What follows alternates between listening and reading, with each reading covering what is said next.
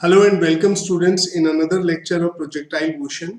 देखो, इससे पहले हम लोगों ने जो लेक्चर लिया है उसमें हम लोगों ने आपको प्रोजेक्टाइल मोशन में maximum height, time of flight और रेंज, इक्वेशन ऑफ ट्रेजेक्टरी ये सब निकालना सिखाया था। आज हम उन्हीं के बेस पे कुछ रिजल्ट्स ड्राइव करेंगे जिनको हम लोग ऑब्जेक्टिव एग्जाम में डायरेक्ट इस्तेमाल कर सकते हैं। तो उसका फायदा हमें क्या होगा कि जब एग्जाम में क्वेश्चन आएगा तो हम उसको 30 से 40 सेकंड में कर पाएंगे। ठीक है, तो इसलिए आप लोग इन रिजल्ट्स को बड़े ध्यान से देखिएगा। ठीक है, तो चलिए स्टार्ट करते हैं बिना देर करे। देखिए, जैसे मान लीजिए कि मुझे एक आपका मैंने हवा में एक बॉल को उछाल दिया यू स्पीड से। ठीक है, एक और बॉल को मैंने सेम स्पीड से इनिशियल जो ये, ठीक है, आपका वेलोसिटी ऑफ प्रोजेक्शन लिया है, ये मैंने दोनों का यू ले लिया। ठीक है, यहां पर मैंने इसको फेंका एंगल ऑफ प्रोजेक्शन थीटा और यहां पर मैंने लिया 90 माइनस थीटा। ठीक है, अब आप अच्छे से जानते हैं कि थीटा और 90 माइनस थीटा में आपका क्या रिलेशन है। थीटा और 90 माइनस थीटा ये कैसे एंगल हो गए? कॉम्प्लीमेंट्री एंगल हो गए। ठीक है, तो यानी कि स्पीड सेम रखी इनिशियल और एंगल मैंने जो लिए वो कॉम्प्लीमेंट्री एंगल ले लिए। ठीक है, तो अब हम देखेंगे कि इससे इनकी हाइट पर, इनकी रेंज पर और इनके टाइम ऑफ फ्लाइट पर क्या असर पड़ता है। ठीक है, क्या रिलेट कर पाते हैं हम इनको। ठीक है, तो चलिए सबसे पहले हम हाइट देखते हैं, एच थीटा पर देखते हैं। तो ये तो देखो नॉर्मल प्रोजेक्टाइल है, इसका एक्सप्रेशन तो वही लिखा जाएगा you square sine square theta by 2g। ठीक है, और इसका एक्सप्रेशन क्या लिखोगे आप? एच 90 माइनस थीटा का, बस आपने थीटा को रिप्लेस कर देना है 90 माइनस थीटा से, तो ये हो गया साइन 90 माइनस थीटा, ठीक है, का स्क्वायर बाई 2g। ठीक है, सॉरी, अब आपको अच्छे से बताया कि साइन 90 माइनस थीटा क्या होता है? कॉस थीटा, 10th क्लास में पढ़ा था। ये क्या हो गया? Cos theta. ठीक है, लीजिए ये कॉस थीटा आ गया। तो अब आप देखिए यहाँ पर, अब यहाँ पर आप इसको क्या लिख देंगे? यू स्क्वायर, अंदर ये क्या हो गया? कॉस थीटा, तो ये क्या हो गया? Cos square theta. ठीक है, और बाई 2g। ठीक है, तो अब हम क्या करते हैं, इनका रेशियो ले लेते हैं। ठीक है, तो चलिए रेशियो देखें, तो H theta upon H 90 minus theta कितना आ गया? चलिए कर देते हैं इनको divide, you square sine square theta upon 2g। ठीक है, और नीचे ये आ गया you square sign sorry cos square theta, sorry. ठीक है, ये हो गया आपका कॉस स्क्वायर थीटा। ठीक है, अपॉन 2g। राइट, अब आप देखिए यू स्क्वायर से यू स्क्वायर कैंसिल, 2g से 2g कैंसिल, क्या बच गया? Sine square theta upon cos square theta, तो ये आ गया टेन स्क्वायर थीटा। ठीक है, राइट, तो अब आप यहां पर देख सकते हैं कि अगर दो प्रोजेक्टाइल कॉम्प्लीमेंट्री एंगल पर फेंका जाए, एक थीटा पे एक 90 माइनस थीटा पे, प्रोवाइडेड कि उनकी इनिशियल वेलोसिटी और प्रोजेक्शन यू होनी चाहिए, सेम होनी चाहिए दोनों की, तो उनके जो हाइट में रेशियो आएगा वो कितना आएगा? 10 स्क्वायर थीटा के बराबर आएगा। ठीक है, चलिए एक एग्जांपल से इसको समझते हैं कि क्वेश्चन कैसा आ सकता है इस पर। ठीक है, एक एग्जांपल साथ साथ हम लोग देखते हैं। मान लीजिए कि एक क्वेश्चन आ गया कि एक प्रोजेक्टाइल को यू स्पीड से फेंका गया, एक बार थीटा 37 डिग्री एंगल से, ठीक है, और एक बार थीटा 53 डिग्री एंगल से।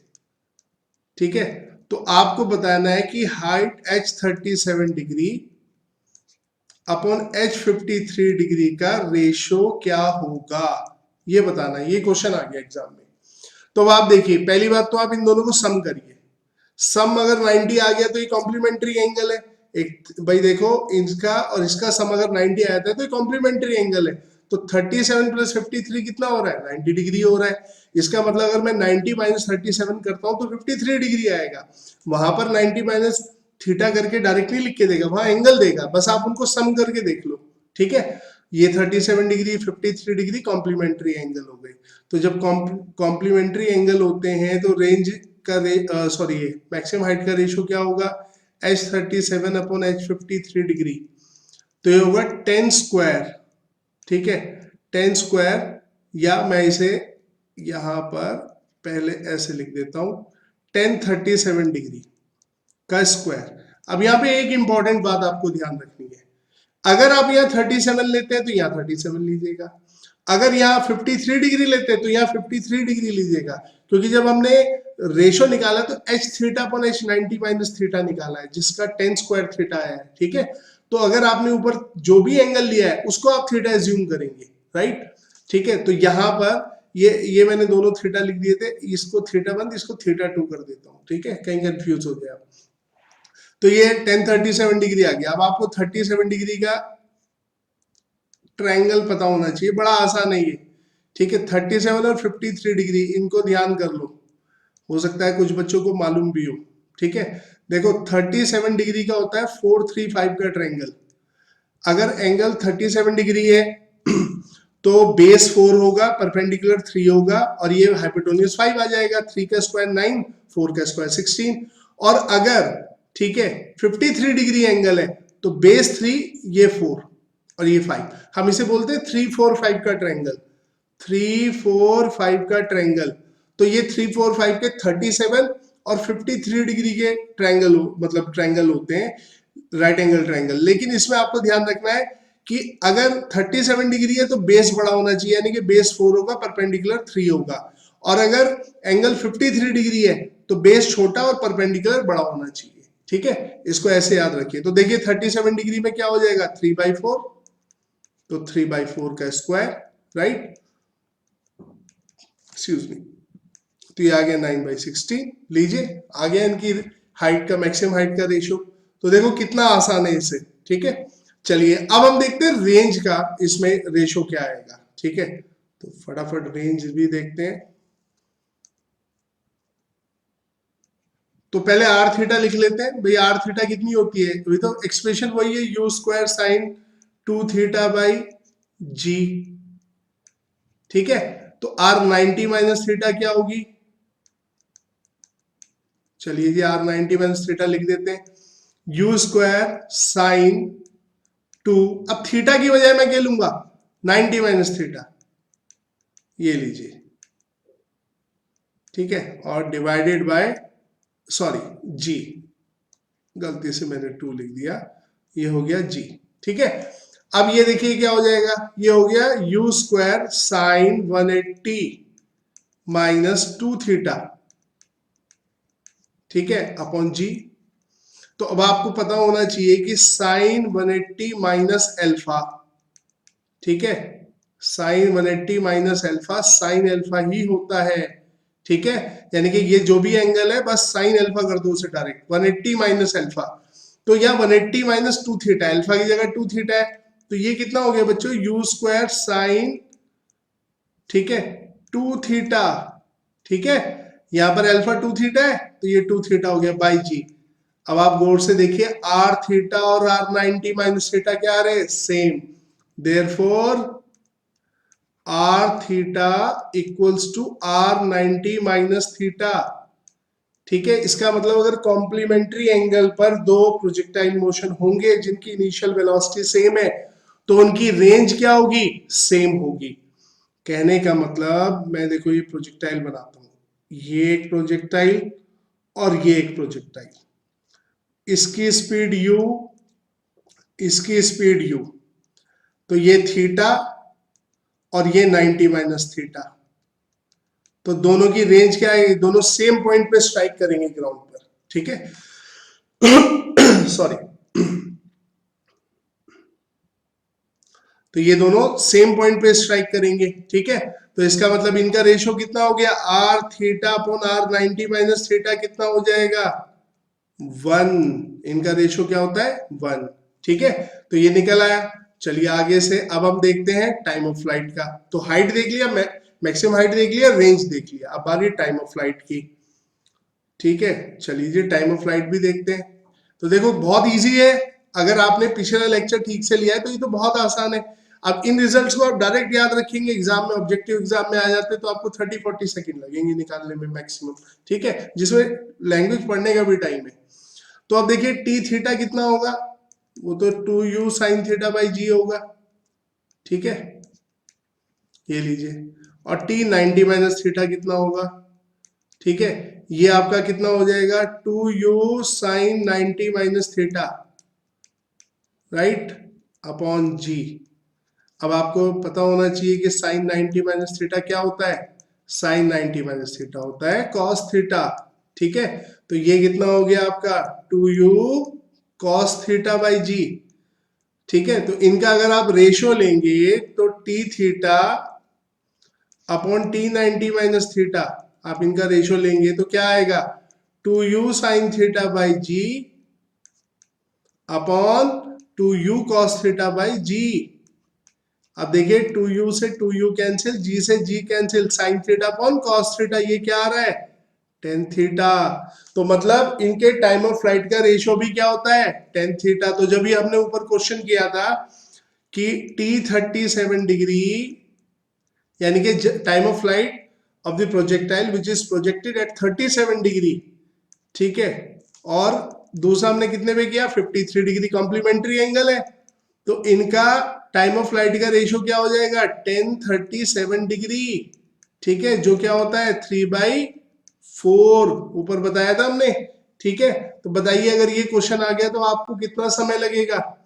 तो इसीलिए आप ये रिजल्ट डायरेक्ट याद रख सकते हैं। तो कॉम्प्लीमेंट्री एंगल के केस में हम लोगों ने क्या ध्यान रखा, नंबर एक हमने ये देखा कि हाइट का रेशियो क्या होता है ten square theta, time of flight का रेशियो क्या होता है टेन थीटा, और रेंज का रेशियो क्या होता है 1। बस ये तीन चीज याद रखनी है आपको। ठीक है, तो बताइए अगर न्यूमेरिकल आएगा तो आपको कितना समय लगेगा। तो इसीलिए कहते हैं कि अगर आप बेसिक सही से पकड़ लें तो आगे आप चीजें, बहुत सारी चीजें बहुत इजीली सीख सकते हैं। ठीक है, चलिए कुछ और चीजें देखते हैं, आगे बढ़ते हैं इसमें। ठीक है, तो ये तो कॉम्प्लीमेंट्री एंगल्स को लेके हो गया। अब हम एक छोटी सी सिचुएशन लेते हैं। मान लीजिए कि एक प्रोजेक्टाइल मोशन है, ये ऐसे हो गया। ठीक है, और ये स्पीड दे दी मैंने इसकी इनिशियल वो u और थीटा एंगल पर। ठीक है, ये पॉइंट O है। मान लो कि इस पॉइंट P तक जाने में इसको t1 टाइम लगता है प्रोजेक्टाइल को। आपने प्रोजेक्टाइल मोशन, ठीक है, एक बॉडी को प्रोजेक्टाइल मोशन में फेंका, वो पूरा जो प्रोजेक्टाइल मोशन होता है, ठीक है, उसमें बीच में मैंने कहीं भी एक पॉइंट P ले लिया और मैंने कहा यहां तक जाने में t1 टाइम लग रहा है। फिर बचा हुआ जो आपका जो मोशन है, यानी कि जब ये ग्राउंड को स्ट्राइक करेगी बी पॉइंट पर, यहां तक जाने में मान लीजिए t2 टाइम लगता है, तो O से P तक जाने में कितना लगा, OP तक जाने में t1 टाइम। ठीक है, और PB तक जाने में कितना लगा t2 टाइम। ठीक है, और अगर ऐसे केस में हमसे ये पूछ ले कि आप ये h बताइए कि मैक्सिमम हाइट कितनी होगी इसमें प्रोजेक्टाइल मोशन में, इस प्रोजेक्टाइल मोशन में मैक्सिमम हाइट कितनी होगी ये पूछ ले, तो हम कैसे करेंगे। ठीक है, तो आप देखिए बहुत ही सिंपल है, बिल्कुल भी कॉम्प्लिकेटेड नहीं है। आप सबसे पहले तो देखिए कि t1 प्लस t2 एक्चुअल में हुए किसके equal, total time of flight. ठीक है भाई, O से P, P से B, तो O से B जाना कि में कितना टाइम लगेगा टाइम ऑफ फ्लाइट के बराबर। तो O से P तक कितने में गया t1 में, और P से B कितने में गया t2 में। ठीक है, तो t1 plus t2 equals to क्या हो गए, कैपिटल T हो गए, राइट। अब हम देखते हैं आगे इसमें, तो t1 प्लस t2 ये कितना हो गया 2u sine theta by g. ठीक है, t कितना होता है 2u साइन थीटा बाई जी, तो यहां से आप निकाल लीजिए u साइन थीटा, ठीक है, की वैल्यू। तो ये कितना हो गया भाई, ये हो गया ब्रैकेट में t1 प्लस t2, ठीक है, इसको मैं इधर मल्टीप्लाई कर दूंगा g और डिवाइडेड बाय 2। ठीक है, ये लीजिए ये आ गया u साइन थीटा। अब हमें पता है कि h मैक्स कितना होता है, ठीक है, h मैक्स होता है u square sine square theta by 2g। ठीक है, तो आप देखिए आपके पास u साइन थीटा की वैल्यू आ गई, तो आप क्या करेंगे u साइन थीटा का स्क्वायर यानी कि t1 प्लस t2 इंटू जी का स्क्वायर, तो इसका भी स्क्वायर, ठीक है, इसका स्क्वायर कर दिया और नीचे आ गया 4 इंटू ये 2g। ठीक है, तो मैंने u साइन थीटा के स्क्वायर में u साइन थीटा की वैल्यू रख दी t1 plus t2 into g by 2, तो ये t1 प्लस t2 का स्क्वायर, ठीक है, g का स्क्वायर 2 का स्क्वायर, ये आ गया। तो आप देखिए एक g से एक g कैंसिल, तो ये कितना आ गया, ये आ गया t1 प्लस t2 ठीक है, इसका स्क्वायर इंटू जी अपॉन 8, ये आ गया एच मैक्स, तो ये मैक्सिमम हाइट आ गई। ठीक है, इसको मैं एच मैक्स ही कर देता हूं,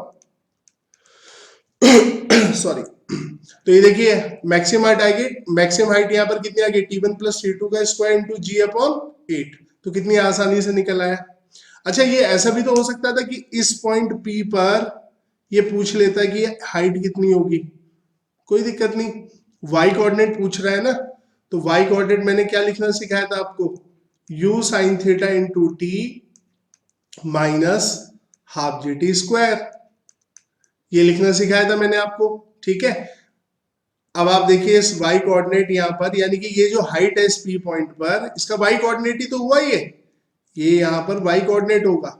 ठीक है, ये हाइट, तो y निकाल लेते हैं। अब u साइन थीटा चाहिए ना आपको यहाँ पे, बाकी तो t तो हमें पता है t1 टाइम में यहाँ आ रहा है, तो आप यहाँ पर u साइन थीटा की जगह क्या डाल देंगे, t1 प्लस t2, ठीक है, इंटू जी बाई टू, और ये इस t को ले लीजिए t1, क्योंकि P पॉइंट तक जाने में टाइम कितना दिया है मैंने, t1 minus half g t1 का स्क्वायर।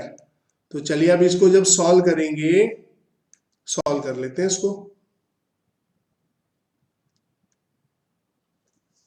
ठीक है, तो जब आप इसको सॉल्व करेंगे तो ये कितना आ जाएगा, आप ये आ जाएगा t1 स्क्वायर इंटू जी, ठीक है, ये इससे जी t1 से मल्टीप्लाई कर दिया अंदर, ठीक है, और by two plus T1 T2 into g by two minus half g T1 का स्क्वायर। अब आप देख रहे हैं कट रहा है, ये कैंसिल, क्या बचा, तो ये y कोऑर्डिनेट क्या बचा, 1/2 T1 T2 इंटू जी। ठीक है, ये क्वेश्चन भी पूछा गया है कई बार, ये लीजिए। तो इसका मतलब कि अगर आपको मान लीजिए ये कोई प्रोजेक्टाइल मोशन दिया है, स्पीड दे दिया है इसमें, ठीक है, मतलब स्पीड की तो जरूरत नहीं, सॉरी स्पीड की जरूरत नहीं, बस ये दे दिया, स्पीड मैंने वैसे दे दिया था आपको। ठीक है, ये यहां तक t1 टाइम में पहुंचता है, तक t2 टाइम में, तो बताओ ये हाइट कितनी होगी, ये h, तो सीधा आप क्या लिख देंगे, हाफ जी T1 जी T1 T2, बस सीधा ये h क्या हो जाएगा, हाफ जी T1 T2, इसको आप याद रख सकते हैं। ठीक है, तो y कोऑर्डिनेट सीधा निकल आएगा, सॉल्व करके यही आएगा आपका। ठीक है, तो कई बार क्या होता है कुछ नहीं देता है, बच्चे को आदत होती है कि भाई इनिशियल वेलोसिटी तो देगा, एंगल तो देगा, उसने दे दिया टाइम कि भाई 4 सेकंड यहाँ लगते हैं, 3 सेकंड यहाँ जाने में लगते हैं, बताओ 4 सेकंड में किस हाइट पर होगा प्रोजेक्टाइल, तो आप क्या कर देंगे, 1/2 जी इंटू 3 इंटू 4, बस ये करना है आपने। ठीक है, तो देखो कितना आसान है, बिल्कुल भी डिफिकल्ट नहीं है। चलिए एक और सिचुएशन लेते हैं, मान लीजिए दो प्रोजेक्टाइल मोशन है अलग अलग। ठीक है, अब देखिए मैंने क्या किया, सिर्फ न्यूमेरिकल वैल्यूज में नहीं ले रहा हूं, इससे क्या है वो एक्सप्रेशन दिमाग में छपेंगे। ठीक है, जिससे आप अगर वो वैल्यूज बदल भी देता है तो आपको कोई फर्क नहीं पड़ेगा। ठीक है, चलिए आपको ये दिया हुआ है कि मान लीजिए प्रोजेक्टाइल मोशन है, एक ये है और एक ये है, ओहो थोड़ा खतरनाक बन गया, रुक जाइए दोबारा बना देता हूं।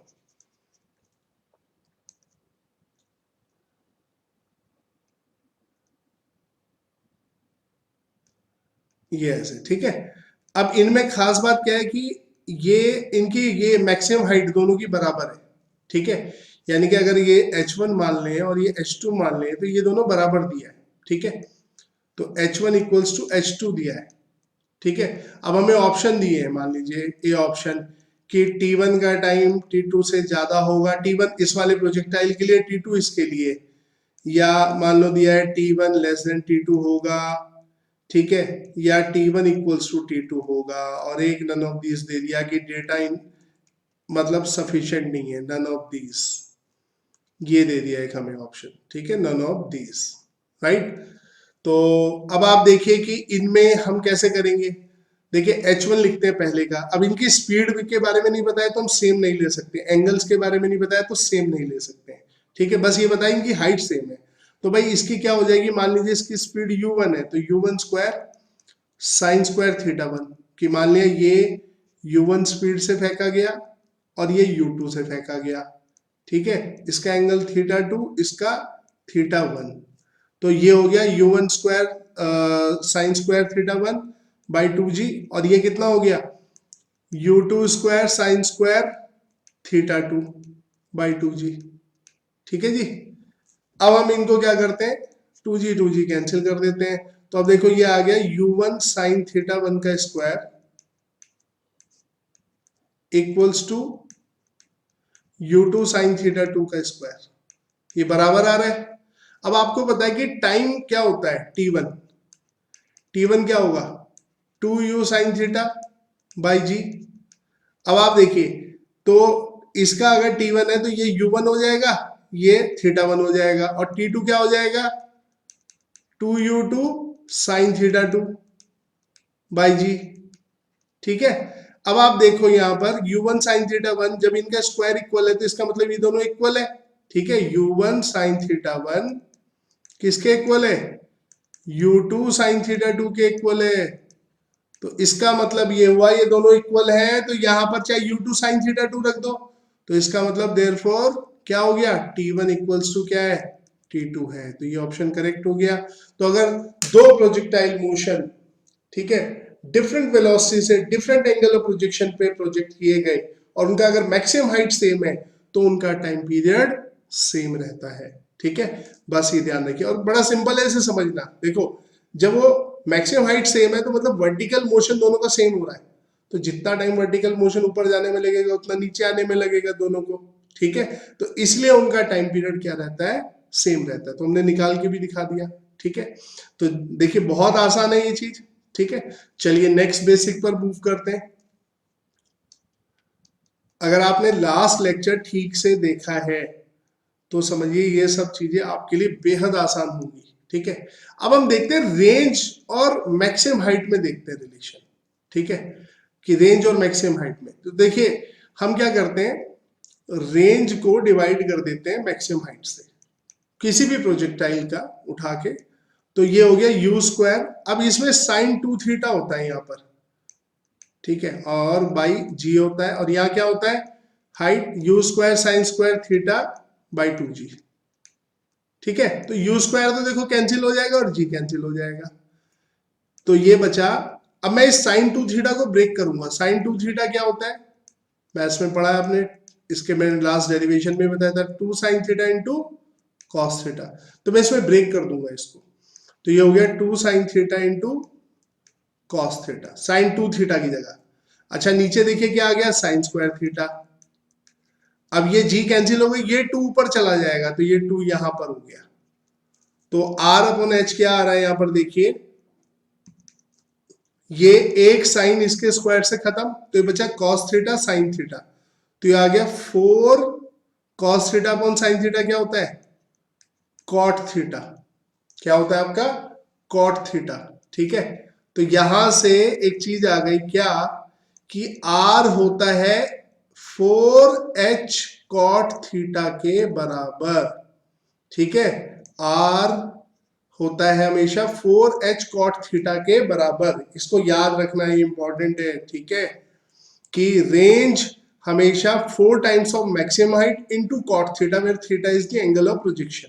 ठीक है, ये ध्यान रखना है, राइट। तो इससे आपको क्या है बहुत सारी प्रॉब्लम बहुत इजीली सॉल्व कर दोगे। ठीक है, एक तो ये चीज याद रखनी है। दूसरा, आर मैक्स की कंडीशन क्या होगी, रेंज अगर मैक्सिमम रेंज की बात हो तो देखो रेंज का फॉर्मूला क्या होता है, रेंज का फॉर्मूला होता है u square sine 2 theta by g. अब देखो रेंज मैक्सिमम कब हो सकती है, यहाँ पे यू तो कांस्टेंट है, जी कांस्टेंट है, ये थीटा वेरी कर सकता है, तो ये जब साइन 2 थीटा की वैल्यू मैक्सिमम होगी तब रेंज मैक्सिमम होगी। अब साइन 2 थीटा की मैक्सिमम वैल्यू क्या हो सकती है, सबको पता है साइन थीटा और कॉस थीटा, इनकी मैक्सिमम वैल्यू 1 हो सकती है, इससे ज्यादा हो ही नहीं सकती। अब साइन 2 थीटा 1 कब होगा, जब ये पूरा एंगल कितना होगा 90 डिग्री, 10th क्लास में पढ़ा आपने। तो इसका मतलब 2 थीटा कितना होना चाहिए 90 डिग्री, तो थीटा कितना आ गया यहाँ पर 45 डिग्री, डिवाइड कर दिया मैंने। तो अगर आप किसी प्रोजेक्टाइल मोशन में 45 डिग्री एंगल पर प्रोजेक्टाइल को फेंकेंगे तो रेंज मैक्सिमम आएगी। ठीक है, चलिए इसको नीचे करके लिख देते हैं, इसको ध्यान भी रखना है। तो मैक्सिमम रेंज जो हो गई हमारी वो क्या हो गई आर मैक्स, ये हो गई u square by g, u square by g, इसकी वैल्यू तो 1 हो गई, ये मैक्सिमम रेंज हो गई हमारी। ठीक है, आसान बिल्कुल एकदम, राइट। अच्छा, इस एंगल पर हाइट कितनी होगी, तो बड़ा आसान है, मैंने आर के लिए रिलेशन बताया था अभी आपको, 4h cot थीटा। ठीक है, तो आप आर जब हम मैक्स ले रहे हैं, ठीक है, तो 4h, अब मैंने जैसे ही मैक्स लिखा ना, अब थीटा 45 डिग्री लेना है, तो ये क्या हो गया कॉट 45 डिग्री।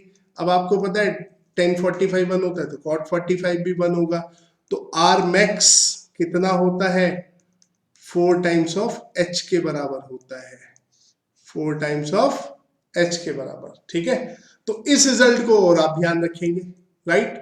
तो देखो इस तरीके से हम लोगों ने कुछ छोटे छोटे बेसिक्स, छोटे छोटे क्वेश्चंस जो बनते हैं उनको एक समरी बना लिया हम लोगों ने। ठीक है, कि भाई अगर कॉम्प्लीमेंट्री एंगल में फेंका तो रेंज, मैक्सिमम हाइट और टाइम ऑफ फ्लाइट में रिलेशन क्या होगा, मैक्सिमम हाइट सेम हो तो क्या होगा, अगर प्रोजेक्टाइल मोशन में 2 टाइम दिए हो तो मैक्सिमम हाइट कितनी होगी, या किसी पर्टिकुलर टाइम पर वो वाई कोऑर्डिनेट यानी कि एच कितना होगा, रेंज मैक्सिमम किस एंगल पे होती है, रेंज और मैक्सिमम हाइट पे रिलेशन क्या होता है। ठीक है, ये सब ध्यान रखना है। अब अच्छा एक चीज ध्यान रखना, ये एच को आप मैक्स लिखो ना लिखो, ये मैक्सिमम हाइट है। ठीक है, आर मैक्स का मतलब है थीटा 45 लेना है। ठीक है, एच मैक्स के लिए ऐसी कोई कंडीशन नहीं है, बस ये ध्यान रखना। ठीक है, तो बच्चों ये था आपका प्रोजेक्टाइल मोशन के कुछ रिजल्ट्स, जिन पर अगर प्रॉब्लम आती है तो आप बहुत इजीली सॉल्व कर सकते हैं। ठीक है, तो मिलेंगे हम नेक्स्ट लेक्चर में। ठीक है, इसको ठीक से पढ़िएगा। चलिए, थैंक यू।